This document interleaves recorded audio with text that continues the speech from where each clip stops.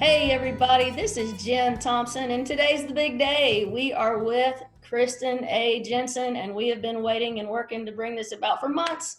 So this is Jen Thompson with Lighthouse for Life, and I'm joined on screen here by Kristen, and we are thrilled to work together today for the very first time. And Kristen's coming to us from Seattle, Washington. From Eastern Washington. Eastern Washington, okay. And Kristen, why don't you please go ahead and tell everybody about yourself and about, Protect Young Minds, and just go ahead and get us started with who you are and how we All right. Well, I'm just a mom that I have 3 kids, and I've been married for many years, and I have a wonderful husband, very supportive. And about 9 years ago, I met a woman who told me about her 17-year-old son and how he had been sexually molesting his younger brothers and sisters. And pornography was involved. And I woke up the next morning and I just had this pulsating thought in my mind about, who is going to protect the young children from pornography? You have lots of books about, good touch and bad touch and body safety. But what about the mind safety, right? Because the mind safety leads to the body safety. And when children get infected with pornography, it can lead to harmful sexual behavior. So, and I could see that she needed a resource. So I went online just to look for something. I thought there'd be a couple of books out there already, and there wasn't anything. And I already knew from some friends who were therapists that pornography addiction was a real thing, and it was breaking up marriages and doing all kinds of other harms to people. So I thought, how hard can this be? Write a book for kids about porn. So, oh yeah. So I'm one of these people that I kind of jump in and then I figure out if I can swim. So, so I thought, I'll just write a children's book. I did some research. I thought this can't be that difficult to boil it down for children. I wrote, and so I thought it would take a couple weeks during this summer. Boy, was I wrong about that. It took me 3 years, but I'm very thorough. I got a lot of input. I tested it, retested it, kept making many revisions until 3 years later, it was ready to launch in 2014. We've come out with a second edition in 2018. And I've also written Good Pictures, Bad Pictures Junior, which is for kids ages 3 to 6. And the other book is for kids ages 7 to 11, although I've had parents use it as a guide to talk to teenagers. I've had therapists tell me that they use Good Pictures, Bad Pictures with their adult clients, because it simply breaks down the process of addiction. And I don't know about you, Jen, but we live in an addiction-prone world, right? It is so many opportunities to be addicted. But in any case, it talks about addiction, but there are other issues with pornography, not just addiction. You may not get addicted to pornography, but it can still negatively really harm your view of other people, your relationships, and it definitely harms children. Yes, and we stand in complete agreement on that one, for sure. And because of personal experiences now, I don't know it just from hearing from other agencies. Lighthouse for Life gets phone calls all the time. And the reason that we're talking with you is because I put a poll out online and asked parents and people to respond. What do you feel like you need to learn about the most? And parents and adults that are, follow us online said, we want to learn more about how to talk to our children about pornography and why is it important? Because when you mentioned, I see your books behind you, and I've got both of them sitting here with me. And my family has used these. Lighthouse for Life has promoted these for at least 3 years when I first heard you back at Nicosi several years ago in Washington. Yeah, the National Center. Yeah. and we retweet and stuff, you know, protect young minds. And so what I found was just an overwhelming response to the poll was, we want to learn about this. And then what I find fascinating, and then you mentioned, you know, and it's on the cover or inside about all the way down to 3 years old. And I hear parents and they're like, wait, pardon? Because a lot of the ones that I hear from or that we hear from are calling after the fact. Hey, I found my 13-year-old doing this, or I found my 11-year-old, you know, with a search history of this. And you're talking about starting as young as 3. And then when you talk to somebody who's like a teacher or something with children's literature, and they're like, pardon, a kid's book about pornography, like, I can see why from my angle, but for, you know, average citizen, librarian, parent of a 3-year-old, why does it matter to start this conversation so early? And then also, would you speak to the idea, because when I try to share with people, yes, you need to start it early and own it and redeem the topic and make it safe. Then they say, well, what if I'm the one that kind of activates my kid's curiosity? Like, I don't want to do that.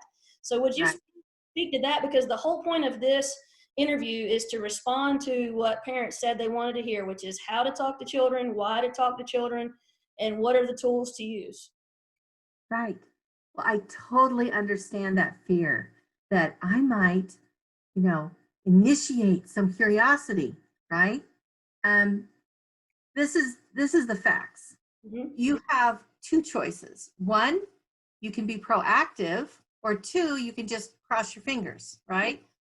Hopefully, my child will not be exposed to pornography and hurt by it until I decide it's time to talk to them, right? And I'm sorry, but that just isn't a positive, proactive approach. So the best way is to get in there, and as soon as your child has any access to the internet, you need to, in a very gentle way, begin talking about the dangers and giving them some guidelines. I've heard of 3, 4, 5-year-olds being exposed to pornography. They don't know what to do with it. They don't even know what it is. They don't know how to process it unless they've been taught. Mm-hmm. So when your child begins to walk, you teach the child to respect the boundaries of that curb, right? Don't run out into the street. You might get hit by a car, and that would hurt you, and mommy would be sad.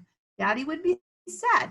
So we teach children in their physical world to be safe from a very age. We don't say, oh man, if I teach my child to not run out in the street, they're just going to go run out in the street, and I'm afraid they're going to do that. So I'm not going to teach them to run out in the street. Well, that doesn't sound logical. It's the same with pornography. There are so many sexual cues coming at children just from the immediate environment that we have, and it pricks their curiosity. I talked to one young man that started collecting underwear catalog pictures. You know, he'd rip them out of the catalogs that his mom got, and he would hide them under his Thomas the Train set.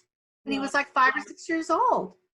Already he was getting these and liking, you know, and there's nothing wrong with the human body, but they were sexualized pictures, obviously, and they were starting to affect his mind, and he did end up with a porn addiction. So young children need to be taught from a young age how to think about the pictures that they are seeing and how to process them and what to do when they see them. So I talk about they need a definition. They need to know what it is. They need to know why it's harmful, and they need to know what to do. So a definition, a warning, and a plan to know what to do when they are exposed. And those 3 goals we achieve in the books, Good Pictures, Bad Pictures. And I just want to mention, Jen, that, you know, it wasn't actually my idea to write the junior book. Really? You know, I thought 7 was like a good age. I had so many parents coming to me like, can you write one for a 3-year-old? Wow. And I remember the first time that happened to me, I felt like I was being punched in the gut, right? And I'm like, what? But I started writing it. It came out in 2017. and both of them have become bestsellers on Amazon. So I mean #1 bestseller. So I mean they are filling a need. Obviously, parents, they need a script. They need a tool to begin the conversation.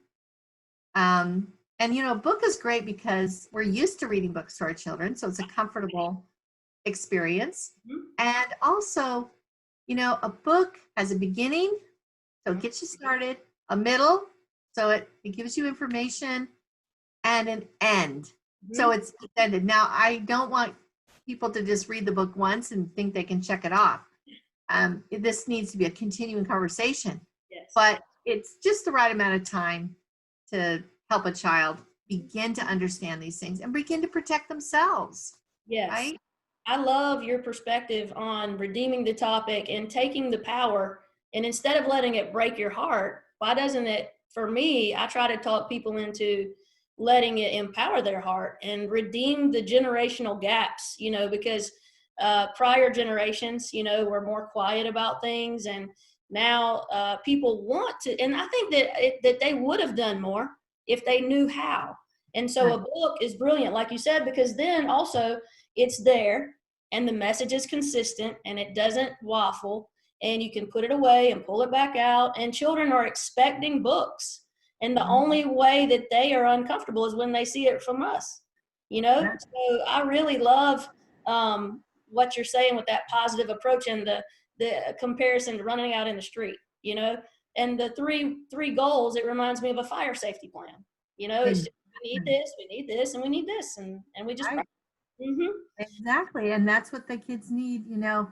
When parents will face this head on, their children won't have to face it alone. And most children are having to face it alone. They're not doing well. Mm-hmm. Good kids get pulled into porn. That's right. And we just need to step up.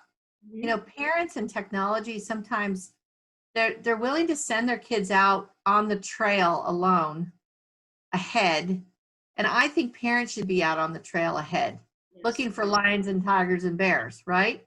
Yes. And not letting their kids get ahead of them in technology. Yes.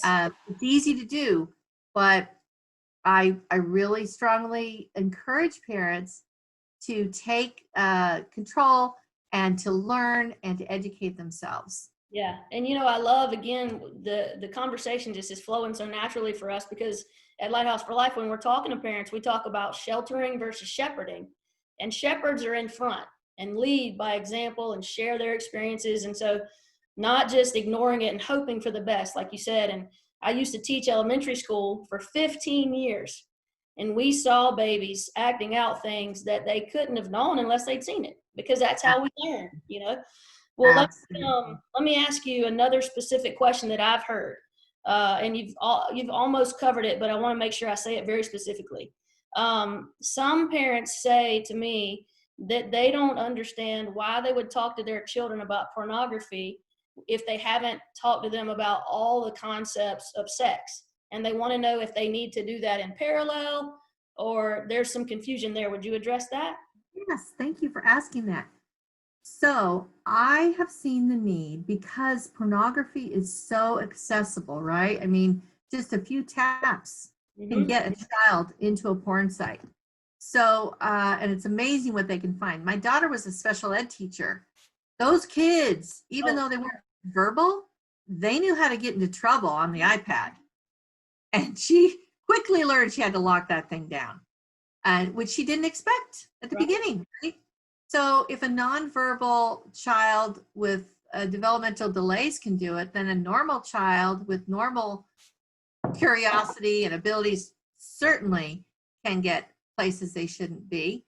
And so the books were designed to be able to use with children before you've ever talked about sex, because I feel like kids need this warning even before they learn about the birds and the bees. Mhm. However, having said that, I would say that children by the age of 7 need to have an explanation of the basics of sex. And we have an article on protectyoungminds.org about 7 things every 7-year-old should know about love and sex. And we used to, I mean, I was 12, when I found out, and asked my mother, where do babies come from and all that. Yeah, I was my poor mother, the look on her face. Never forget that. But the thing is this, it should be a conversation. We are forced to have this early. So you can be the one that is the sex expert. You can be the one that talks to your kids about sex early, and sets their attitude and creates a disposition around the values you want to have them, around sex. Or you can let Google do it, and social media do it. And I'm telling you, they're going to give a 180-degree opposite version of what I think is healthy sex. And so we need to take control, be the, and we don't often think, this might sound crazy, but if we really think about it as parents, we want our children to grow up to have very healthy, wonderful sex lives with the right person, the right time, and the right level of commitment, all of that, right? We want them to enjoy that part of their lives and that part that we all have. But if we don't prepare them, and if they feel like they have, it's a parent's job to protect a child. It's not a child's job. They're not wanting to protect themselves. They're wanting to explore their world, get their questions answered, figure it out. And if they get all these sexual cues and nobody wants to talk to them about sex, and they have an 8-year-old friend who shows them porn, then that's the easiest way for them to learn about sex. Yeah. Right? That's just logical. Mm-hmm. Why wouldn't they? We need to early on give them a disposition to recognize, refuse, and report pornography. So I get all of I understand the fears, but decisions made out of fear, I have found they haven't served me well. Amen. Or my family. That's right. And I find that decisions made, proactively. Yeah. Well, and what I love about these books and what I love about your website and several other great resources that are out there, yours just being the first ones we introduced very specifically, it makes it like foolproof. You don't have to know yourself what to say. Before sharing this with a kid, I've tell a lot of parents, read it yourself for a few days, get familiar with it. Don't just stumble through it and be like, oh yeah, practice it, make sure you feel good about it. And because people, most of the time, they just don't have the conversation, and then kids do figure it out. And then we want to hold them responsible for something that we didn't really set up. And that's not fair. Not their fault. Good kids get pulled into porn, and we shouldn't shame them or blame them. Yeah. We should take responsibility as a parent and teach them how to thrive in the real world, not sheltering them, not cocooning them, but, and obviously filters are great, all these things. I'm not saying you shouldn't do some of that, but also teach them, just like you do, don't run out into the street, teach them how to thrive in the real world, not the world that you grew up in, not the world you wish they could grow up in, but the world they are growing up in. And that really leads to educating yourself about what's out there, how easy it is for kids to get a hold of this. I mean, any child that has access to Snapchat, hello, there are teaser videos all over Snapchat that porn performers put out there. Yeah. And then they just want you to swipe up, get the premium, and then you can see, 19-year-old having sex with any boy that she can meet on Tinder. Mm-hmm. Yeah, I mean, it's a whole other trail. It's soul crushing. Yes, it's soul crushing. that 19-year-old is complicit or not, you know, and all that. But let's get into some of the specifics. I know you've got some slides prepared, and I feel like we've definitely laid a very strong philosophical argument for the necessity and the value of what we're going to talk about. You know, some of the stuff that I was reading ahead of time talked about internet filters and kids getting exposed, and I think we've covered that pretty good. And then we've talked about addiction a little bit, and I'd love for you to speak more towards addiction and why, you know, is that real? How does it compare to alcohol and drugs and whatnot? And then I would like for you to just kind of segue into some of the practical 1, 2, 3s that I know you have prepared for us. Would you be willing to do that? Sure. Well, let's talk about addiction. So addiction is a brain disease, and it's when we call it the feeling brain, or that instinctive part of the brain that is deep inside your brain. That's where the reward system is. That is where you know, all of our appetites are. So hunger, thirst, sex, you know, and actually sex isn't just there. It's actually, there's lots of places in the brain. That's why a sexual addiction is kind of hard actually to get over. But it's an addiction is when that feeling part of the brain, the instinctive part of the brain, hijacks the thinking part of the brain. So you've got the thinking brain and the feeling brain, and your thinking brain is what helps you decide, you know, to make good decisions, to make good choices. It remembers past experiences. It says, oh, last time I did this bad thing happened, so now I'm going to do it differently, right? And it learns right from wrong, learns ethics. And so those things are in your thinking brain, but your feeling brain doesn't have anything like that. Your feeling brain is like a tiger that goes after a gazelle, right? Or goes after some prey. It's not thinking, is this right or wrong? It just goes after it to get it because it thinks it needs it. It thinks it needs it for survival, which it does, right? When you get an addiction, your feeling brain is convinced that you need that thing for survival. That's why addicts or people with addictions don't usually do well on their own. That's why they need outside help. They need the thinking brains of other people to help them overcome their addiction. The process of addiction is the same, whether it is drugs, alcohol, tobacco, or whether it's behaviors like sex, gambling, pornography, you know, and other behaviors, eating even. Yeah. And they've done MRI tests. They've done MRI studies that show the thinking brain in people with addictions actually shrinks. You know, if you're not using your thinking brain to put on the brakes, it actually shrinks. And this is absolutely documented scientifically. So addiction is a real thing. All of the same processes in the brain happen, whether it's you're getting your drug through your eyes or you're getting the drug in some other way through an experience. It's the same process. It goes the same thing. So addiction, and what other things do kids have that they can become addicted to? We basically said you can't sell tobacco to a minor, you can't sell alcohol to a minor. Most of our kids are not getting availability of crack cocaine, all these things, right?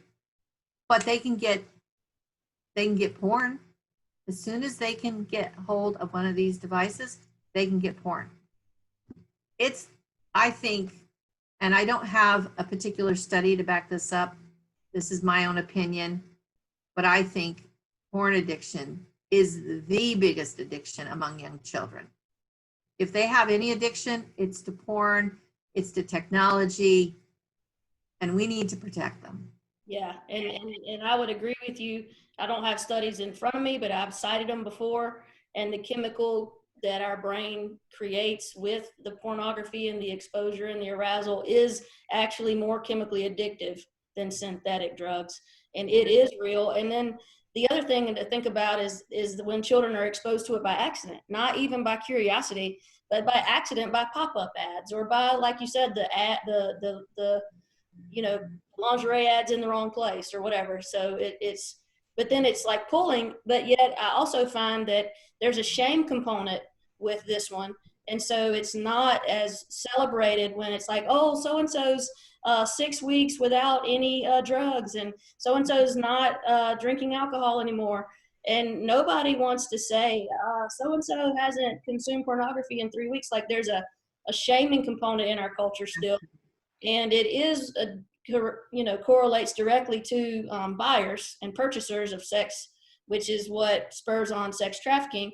And it took me a while to not, I still want consequences, but to understand more of if we could prevent the buyer from becoming addicted through pornography education and prevention. So what do you think, your books very much protect kids, from pornography, but also just that term of sexual exploitation. And Right. also there's tools that you guys have aside from the books. Can you start talking a little bit more about the specific ways that the books function? Yeah. Well, let's talk about how porn refusal skills Okay, sure.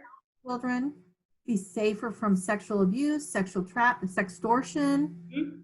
sex trafficking. So let me share my screen right now. Sure. And so in this first screen slide, we see that all forms of sexual exploitation are linked. And the National Center on Sexual Exploitation, one of their biggest pushes is to expose the links between all forms of sexual exploitation. So child sexual abuse, prostitution, sex trafficking, sexual violence, and pornography. And we've overlooked, pornography. We don't want to talk about it. We don't want to blame it for anything, but it is definitely fueling the rise of child-on-child harmful sexual behavior. And it fuels all kinds of problems. And so the point that I want to make is that we need to have a holistic, solution. You work in sex trafficking. I work kind of like in pornography awareness education, and we have to work together, right? We can't just stay in our silos, which is why the summit that they put on is so great, because it brings us all together. We need to work together and see that all of these problems that we're trying to solve are interconnected. So helping children stay safe from sexual abuse must include teaching them to recognize, reject, and report pornography exposure. So I'll just go over 5 ways that pornography fuels child sexual exploitation. Sure. First of all, adult predators use porn, and you know this, to groom children for sexual abuse. It gets them kind of used to sexual things and teaches them what the perpetrator wants them to do. It normalizes child sexual abuse, normalizes having sex with a child, which is not normal. It's not right. But pornography normalizes it because there's so much child pornography. And I would really say child abuse imagery. Pornography fuels child-on-child harmful sexual behavior. Kids imitate, they are wired to imitate what they see adults do. And when they see pornography, they're wired to imitate it. Now, not all children do, but some children, and this is a really disturbing trend, they are taking their cues from pornography and then going and doing sexual acts on other vulnerable children. And I have helped push this awareness that pornography is fueling child-on-child harmful sexual behavior for several years. Children are sextorted to create child sexual abuse images.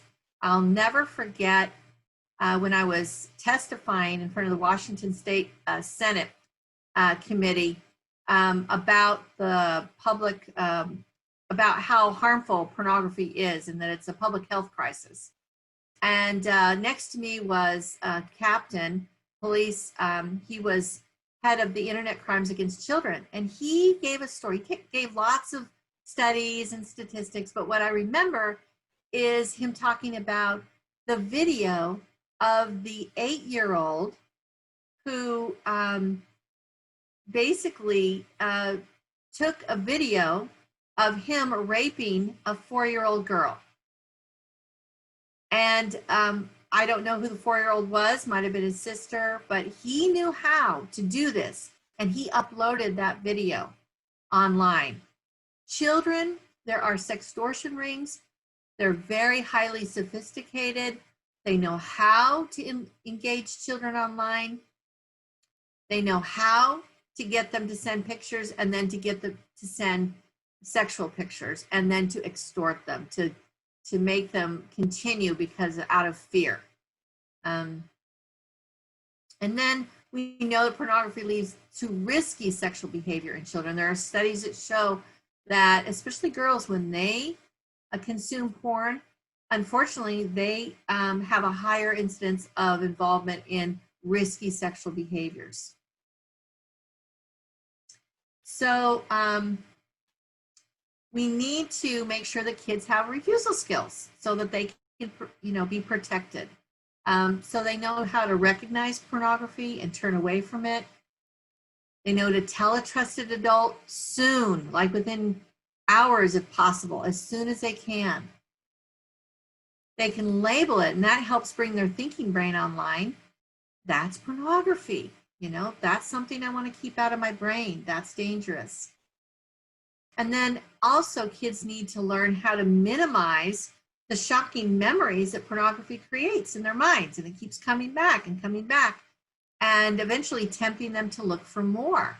So we need to teach children the neurological process of how to minimize those memories. And we teach that in both Good Pictures, Bad Pictures Junior and in the book for older kids.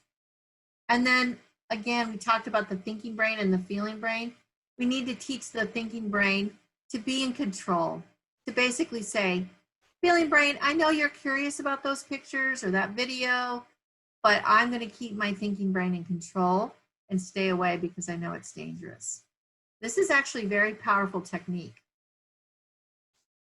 So here's some resources that I provide. Of course, the Good Pictures, Bad Pictures, read aloud books, the junior and the senior version, I guess. And then we have blog articles on Protect Young Minds that inform, keep parents up to date, with the latest. We just had one on TikTok and all the problems with that. Oh man, if you haven't read that one, parents should definitely know it. We had one on Instagram, how children are being trafficked through Instagram. What? It's true. It's happening. And not just with underprivileged children. This is happening in all levels, all socioeconomic levels. We have a social media presence, Instagram and Facebook and Twitter and Pinterest. And also we have a Let's Talk group for real conversations. You can post a question anonymously and get feedback from a lot of concerned, proactive parents. Mm. And then we have our new Brain Defense Digital Safety Curriculum, which we're just coming out with. And we're so excited because it's for 10 to 12-year-old kids, for families, and for schools. And it's video-based. It's actually really fun. And the kids love it. And it teaches them not only screen health, but also pornography refusal skills and how to be a good digital citizen. Mm. So those are the resources we have to help parents protect their children from all forms of sexual exploitation. And I'm just grateful that we could talk and that we could, help others to know what resources are out there.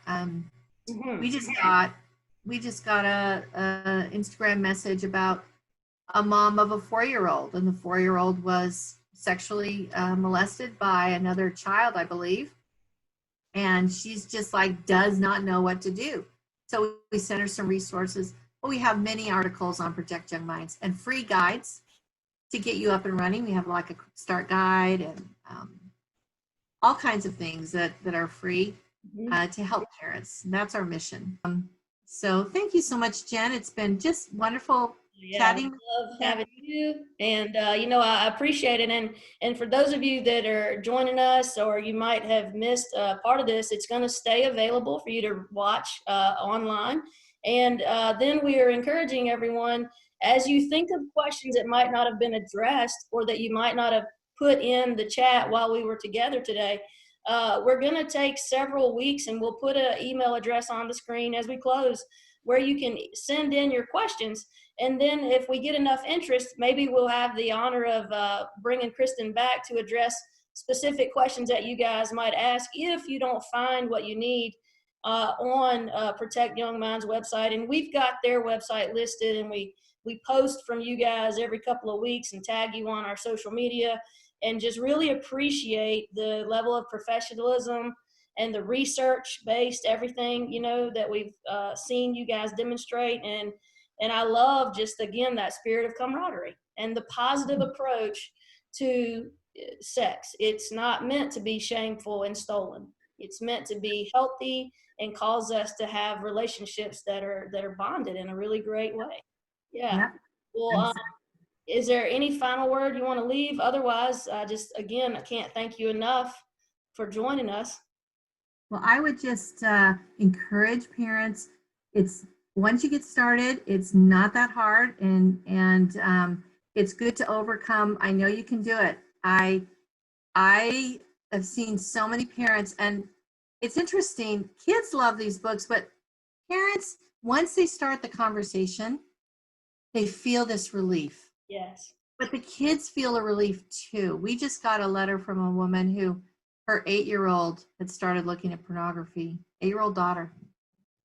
And she said, in desperation, I went looking for resources, found your book. She said, I will never forget the look of relief that came over her face when we started talking about this as we read the book, because she wanted help. Kids need help. They want help. And honestly, I cried when I read that one. We can do this. We can mentor our children. We can help to protect them from digital dangers and to recover from some of the, to heal from some of the wounds they may get inflicted in this culture. But we can do it. That's right. And, we're here to help you and to cheer you on. I love that parent shared a positive story. And you know what, guys? You don't have to just share negative stories with us or painful questions. If you see success, or if you found a tip that works for you that you don't see listed and you want to share, or you just have a celebration, share that with us. Let's don't, give all the what we're against and all the fearful. Let's celebrate the successes and encourage others to be like, oh, you too. Okay, I'm not alone. There's something valuable to not being the only one. Yes. And Jen, I will just leave with one more story, and that is a 9-year-old. His mother read him a book, Good Pictures, Bad Pictures, talked to him about, what to do when you see it. He went to school, and one of his friends showed him pornography on his phone. And he came home and he said to his mom, I was scared, but I knew what to do. Wow. I was scared, but I knew what to do. Just, yes. So many people don't report this, and they carry the burden. So let's unburden our children. Let's open this up. Let's not keep it in the dark where it can hurt our kids. Let's bring it out to the light of day where our kids can be empowered, right, against it. So thank you so much, Jen. I just get so excited because that phrase, I want to hear that phrase from 9 to 90. I was scared, but I knew what to do. We'll end on that positive note. Thanks again, Kristen. Appreciate all that you do and have done, and everyone in your agency. Thanks again. Thank you, Jen. Take care. Bye-bye.